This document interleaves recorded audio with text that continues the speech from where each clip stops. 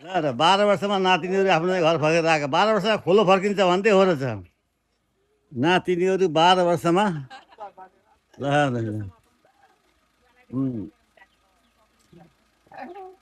welcome Kanchan के भन्छ यो के ठाउँको नाम गोरा बन वेलकम टु 12 इयर्स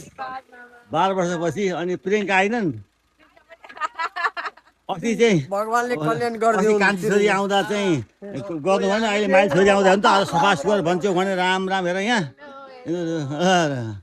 माइल छोरी आउँदाखेरि हेर यहाँ दुन्नान गोदला माइल छोरी सबै उडिरहेको छ